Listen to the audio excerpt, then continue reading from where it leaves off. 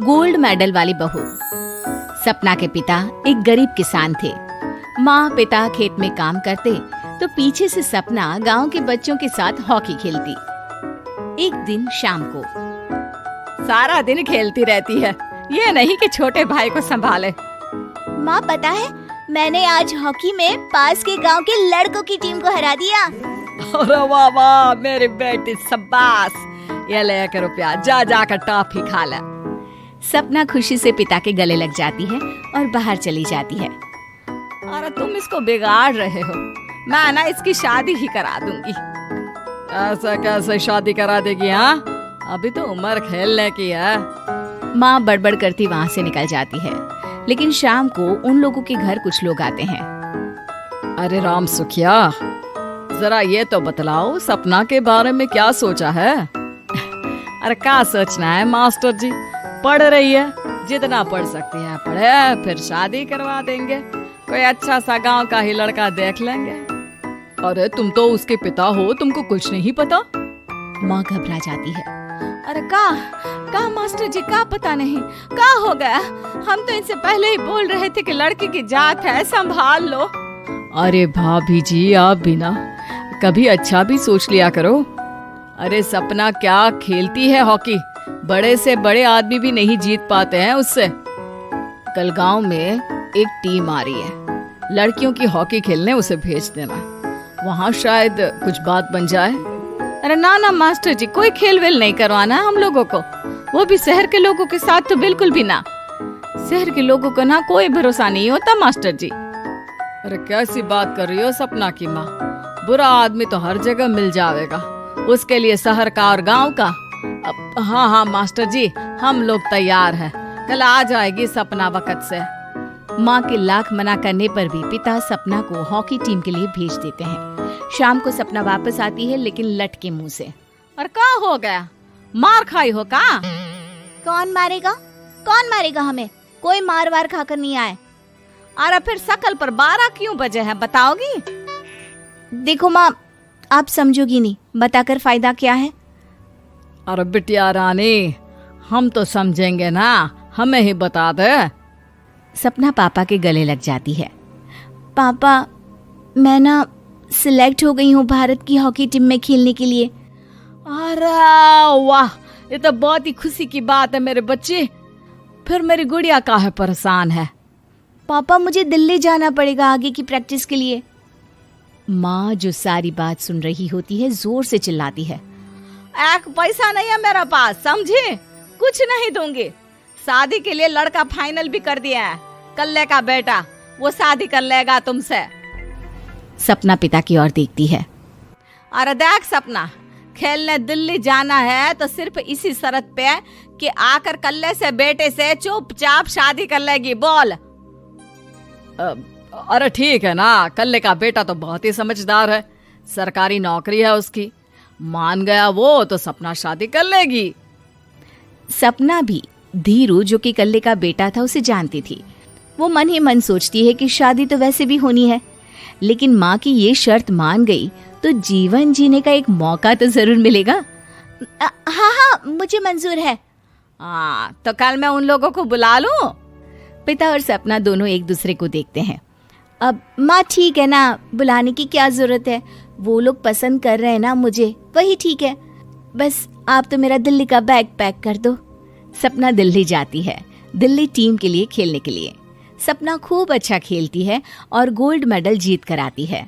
जब वो गांव आती है तो उसका जोरदार स्वागत होता है। हर कोई सपना सपना चिल्ला रहा होता है।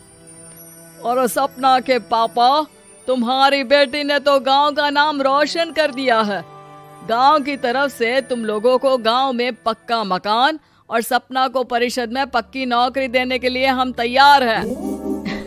अरे वाह वाह, पक्का मकान, ये तो बहुत अच्छी बात है, लेकिन सपना की नौकरी नहीं चाहिए हमें। हाँ, कैसी बात कर रही हो सपना की माँ? लड़की की नौकरी रहेगी तो अपने पैरों पर खड़ी रहेगी, किसी के आगे झुकने की जरूरत ना पड़ेगी। अरे चुप रहो, हम तो नौकरी ना करते हैं, पर मजाल है कि किसी के आगे झुके हो। ना, हमारी बेटी नौकरी नहीं करेगी। पिता लाख समझाते हैं लेकिन माँ नहीं मानती। और फिर वो दिन भी आ जाता है जब सपना को अपने कहे अनुसार लड़के से शादी भी करनी पड़ती है ससुराल में। ए बहू, तू रोज रोज सुबह कहाँ जाती है? घर का सारा काम निपटा कर कहाँ भागती है? माँ का घर तो पास ही है, वहीं निकल जाती है क्या? नहीं माँ जी, मैं हॉकी खेलने जाती हूँ, मुझे खेलना पसंद है। खेलना पसंद है? अरे कैसी बात कर रही है बहू, शादी के बाद तो कोई लड़की खेलती फैलती नहीं है, वो घर का काम काज देखती है। सपना कुछ नहीं कहती। वो एक रोज कमरे में अपनी अलमारी ठीक कर रही होती है कि तब सुनो, वो जो लटक रहा है ना, क्या बोलते हैं उसे? मेडल। सपना पति की बात सुनकर खुश हो जाती है, उनके पास जाती है। मैं सोच ही रही थी कि तुमने कभी पूछा क्यों नहीं। ये मेडल है, मैंने जीता है। पता है, हॉकी में बड़ा मैदान, बहुत से लोग, 2 टीम और फिर शुरू होता है जुनून। पता है, लगता है जैसे बस जिंदगी यही है, खेलते रहो, भागते रहो, दौड़ते रहो और लक्ष्य को पालो। सुनो ना, मैं ना भारतीय टीम के लिए खेलना चाहती हूँ। माँ, यहाँ तो आ जरा। सपना हैरान हो जाती है कि ये क्या हो गया, पति अचानक से माँ को क्यों बुला रहा है। हाँ बेटा, क्या हो गया? काहे गला फाड़ रहे हो? माँ, ये सपना क्या कह रही है? अरे बीवी तो बोलती ही रहती है बेटा, लेकिन क्या हो गया, चिल्ला क्यों रहे हो? ऐसा क्या बोल दिया इसने? माँ ये बोल रही है कि इसको खेलना है भारतीय टीम के लिए। सपना डर जाती है। नहीं माँ जी, मैंने कहा कि मैं चाहती हूँ कि वो मैं बोला था ना, शादी के बाद कोई खेलता नहीं, घर का काम काज देखता है, लेकिन फिर भी। नहीं माँ जी, ठीक है, मैं घर का काम देखूंगी, कल से मैं खेलने भी नहीं जाऊंगी, माफ कर दीजिए। सपना पति की तरफ देखती है जो माँ की तरफ देख रहा होता है। उसे गुस्सा तो आता है, लेकिन करती भी तो क्या, सास के सामने कैसे पति की क्लास लगाती। अरे बेटा, अब क्यों घूरे जा रहे हो बहू को? माँ, अभी इस बात का फैसला करके जाना, वरना ये तो तेरे कमरे से जाने के बाद मुझे। अब चुप हो जाइए आप, छोटी सी बात का बतंगड़ मत बनाइए।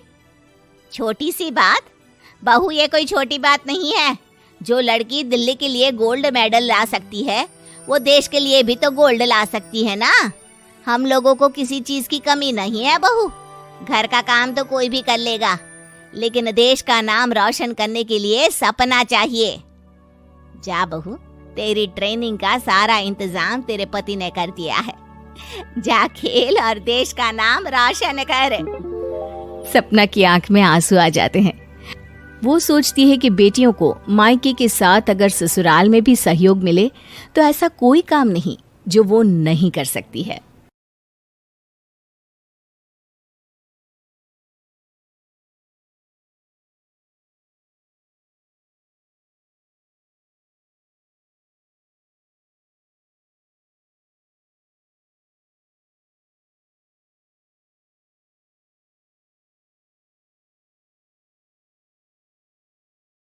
प्रेग्नेंट सास। जमाना कितना भी बदल जाए, इतना भी नहीं कि बहू घर आए और सास गर्भवती दिख जाए। देखो मीरा, माँ का पूरा ख्याल रखना है, उनसे अब काम नहीं होता है। क्यों, क्या हो गया है? तुम्हारी माँ तो हट्टी कट्टी दिख रही है, पूरी शादी में घोड़ी की तरह नाची है, अब क्यों काम नहीं होता उनसे? वो माँ प्रेग्नेंट है ना, बच्चा होने वाला है, मैं कभी भी भाई बन जाऊंगा इस साल के अंत तक। क्या बोल रहे हो? वो सर पर हाथ रखकर बैठ जाती है। यार, पहले क्यों नहीं बताया? कैसा मजाक है ये? झूठ बोल रहे हो ना? हाँ, झूठ बोल रहे हो ना? तभी ससुर की आवाज आती है। बहू, पानी गरम कर दे, तेरी सास को दवाई देनी है। समय पर दवाई ना दी तो परेशानी हो जाएगी। और हाँ, जरा काजू पीस कर दूध में मिलाकर ले आना, तेरी सास खुद से तो अपनी संभाल करेगी नहीं। हे भगवान, ये मैं क्या सुन रही हूँ? ये ससुर जी को क्या हो गया है? मैं क्या सोच कर आई थी? हाय रे, मैं तो किसी को मुंह भी नहीं दिखा पाऊंगी। अब ये रोना धोना बाद में करना, पहले गर्म पानी कर दो, माँ को दवाई देनी होगी। और हाँ, रात को माँ के पैरों में तेल लगा देना। बहू को गुस्सा आ जाता है। वो बड़बड़ करती किचन में जाती है जहाँ उसका ससुर खड़ा होता है। एक बड़ी जिम्मेदारी है हम सबके सर ऊपर, इस उम्र में माँ बनना खतरे से खाली नहीं होता। हाँ हाँ पता है, तो क्यों बन गई माँ? अरे खतरे से कम नहीं है तो क्या जरूरत थी लल्ला पैदा करने की? कैसी बात कर रही हो बहू? क्या तुम खुश नहीं कि घर में एक नया मेहमान आएगा, छोटे छोटे पैरों से पूरे घर में घूमेगा? पिताजी ये हाथ जोड़े आपके, आप यहाँ से जाओ। ये शायरी बाद में बताना, अभी मैं पानी गर्म करके थर्मस में दे देती हूँ। सारा दिन पिलाते रहो गर्म पानी। और हाँ, ये बच्ची की बात बार बार मुझसे कोई नहीं करेगा। बहू का पारा अब चढ़ा ही रहता था। वो काम तो सारा करती, लेकिन किलस किलस कर। मीरा सारे काम से फुर्सत पाकर बैठी होती है कि माँ का फोन आ जाता है। बेटा बहुत बड़ी जिम्मेदारी है तेरे सर पर, अच्छे से निभाना। ससुराल में हर किसी को खुश रखना वैसे तो मुश्किल है, लेकिन भगवान ही हिम्मत देता है बहू को हर कुछ सहकर सबको खुश रखने की। क्या बड़बड़ किए जा रही हो माँ? जानती भी हो कि यहाँ क्या चल रहा है? मेरी सास, अरे तेरी सास तो देवी है देवी। कितने खुश हो रहे थे सारे तेरी सूरत देख देख कर। पता नहीं जैसे बहू नहीं कोई मन मांगी मुराद मिल गई हो उन लोगों को। अरे बात तो पूरी सुनो। मन मांगी बुरा तो पूरी हुई है। अरे मेरी सास को बच्चा होने वाला है, प्रेग्नेंट है वो। क्या बकवास कर रही है मीरा? ये बात किसी को कहना मत। मुझे तो बता दिया, लेकिन अब अपनी जबान सिल ले। कहाँ है तेरी सास? बात तो करा मेरी। पूछू जरा, पोता पोती खिलाने की उम्र में खुद का बच्चा खिलाने का शौक कहाँ से आ गया? और आया भी तो बताना तो चाहिए था। अब क्या नाक कटाने के लिए हम लोगों से रिश्ता जोड़ा है? रुक, तेरे पापा से बात करती हूँ। मीरा फोन रखकर लेट जाती है। वो एक सपना देखती है कि उसकी गोद में एक बच्चा खेल रहा है। भाभी की गोद में कितना खुश दिख रहा है ना, लग ही नहीं रहा कि भाभी है। मैं तेरे लिए क्या लाया हूँ, सोने की बालियाँ। तेरी शादी में तो मैं बुढ़ा हो जाऊंगा ना। अरे कैसी बात कर रहा है बेटा, इसकी जिम्मेदारी तो तू ही लेगा। हम लोगों का तो कोई भरोसा नहीं, कब ऊपर वाला उठा ले। बहू को सास को देख देख कर गुस्सा आ रहा था। तभी वहाँ पड़ोसन आ जाती है। अरे बहू, तुझसे तो पूछने से भी डर लगता है कि कब खुशखबरी सुना रही है। अब तो अपनी 1 महीने की ननद की ही जिम्मेदारी संभाल ले, बहुत है। अपने जेवर भी रख देना और पैसे भी जमा करना शुरू कर दे। वो बात आगे बढ़ाती उससे पहले ही बहू जोर से चिल्लाकर उठ जाती है। नहीं नहीं नहीं नहीं, मैं अपने जेवर किसी को नहीं दूंगी। अरे कौन ले रहा है तुम्हारे जेवर? तुम औरतें भी ना सपने में भी जेवर ही संभालती रहती हो। मैंने जो सपना देखा है ना, सुनोगे तो होश उड़ जाएंगे। अच्छा, तुम अपना सपना बाद में बताना, पहले मेरा सुनो। कल मैंने इतना अच्छा सपना देखा कि अगर वो पूरा हो जाता है ना तो मैं तुम्हारे लिए रानी हार बनवा दूंगा। बहू अब सारे गम भूलकर पति का सपना सुनने में लग जाती है। अरे क्या सपना था बताइए ना, बोलिए भी तो क्या सपना है, मैं पूरा कर दूंगी अगर बात रानी हार की है तो। बोलिए बोलिए। मैंने रात को सपना देखा कि माँ को बेटी हुई है और मुझे बहन। सच्ची, इस घर में बेटी हो जाए तो मैं तो झूम ही उठूं। मीरा का मुंह बन जाता है। वो चुप हो जाती है और सपने की बात याद करती है कि बेटी हुई तो उसे ही अपने गहने उसे देने होंगे।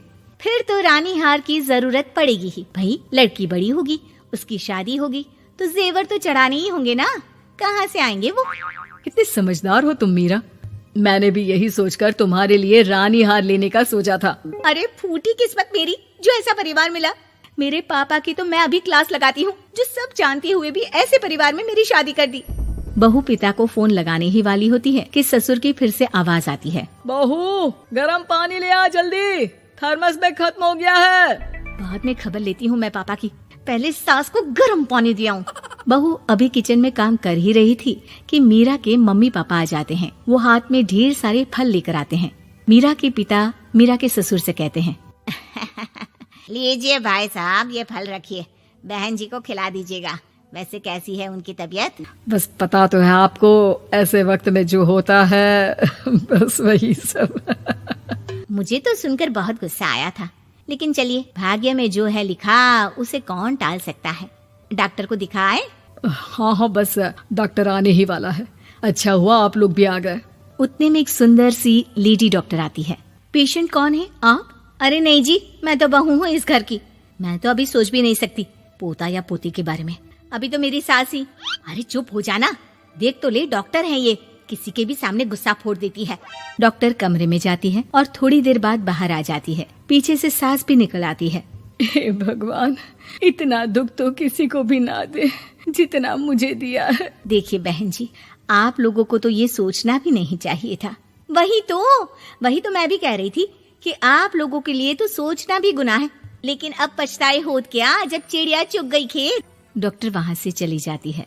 मैं माँ नहीं बन सकती, मैं प्रेग्नेंट भी नहीं हूँ। ये कैसे? तुम तो बोल रही थी कि अरे वो गैस का दर्द था और पेट भी गैस से फूल रहा था। डॉक्टर ने चूर्ण दे दिया है, गर्म पानी से फाँकना है। मैं अभी लाती हूँ गर्म पानी। अरे मैं तो गीजर ही लगा देती हूँ। हाय रे, खुशी के मारे पागल ना हो जाओ।